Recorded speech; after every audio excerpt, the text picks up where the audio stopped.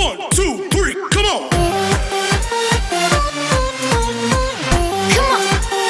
Assalamualaikum warahmatullahi wabarakatuh. Saya Danul Fatima. Saya akan membuat analisis SWOT perusahaan Maxim. Perusahaan Maxim merupakan suatu perusahaan transportasi online yang berasal dari Rusia. Perusahaan Maxim ini sendiri telah ada di Indonesia sejak tahun 2018. Kantor cabang di Jakarta di bawah PT Teknologi Perdana Indonesia. Perusahaan Maxim ini juga melebarkan sayap yang tidak hanya berfokus pada transportasi online taksi, tetapi juga pada motor dan mobil.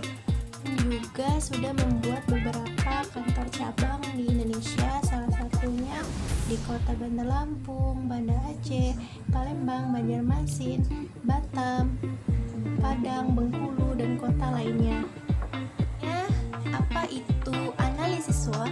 Analisis SWOT merupakan alat sederhana untuk membantu mengembangkan strategi bisnis kita yang terdiri dari strength atau kekuatan, weakness, kelemahan, opportunity, peluang, dan threat atau ancaman.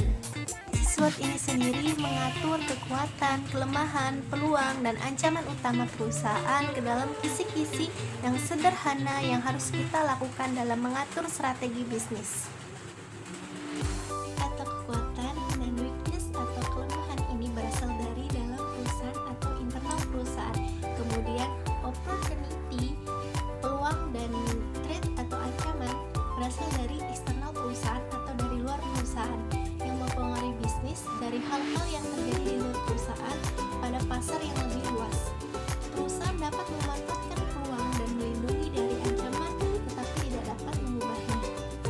Langsung saja kita ke analisis SWOT perusahaan Maxim. Yang pertama adalah strength atau kekuatan, dimana yang pertama adalah tentang harga yang lebih murah dan terjangkau dibandingkan dengan pesaing lainnya. Kemudian yang kedua, memiliki fitur pemesanan kendaraan atau reservasi.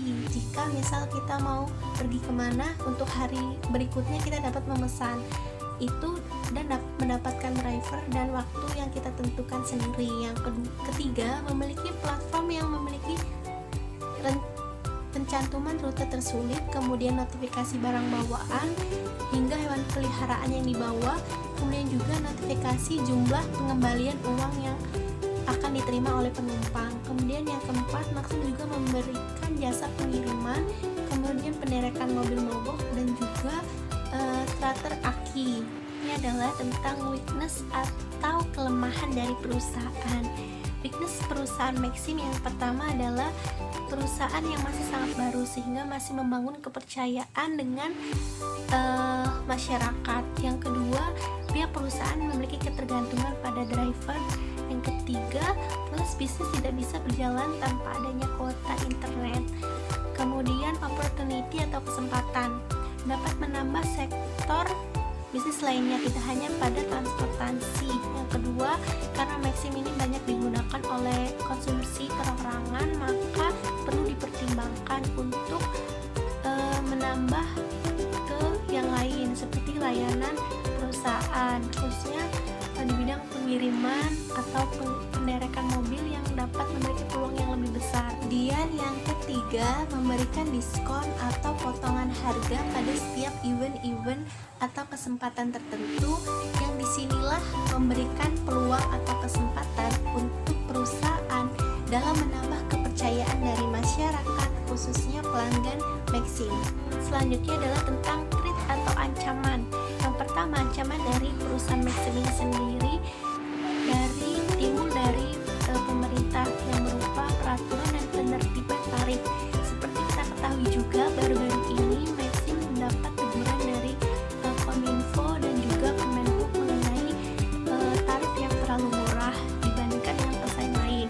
Kemudian juga yang kedua, ancaman dari penyedia jasa transportasi online yang lainnya yang telah ada lebih dahulu. Yang ketiga, dan adanya ancaman dari driver lain, dimana seperti yang kita ketahui pada saat awal-awal Maxim berdiri, karena harganya yang lebih murah murah sehingga banyaknya perlawanan dari para ojol. Saja yang dapat saya sampaikan. Mohon maaf apabila ada salah kata. Kepada Allah saya mohon ampun. Wabillahi taufiq wal hidayah. Wassalamualaikum warahmatullahi wabarakatuh.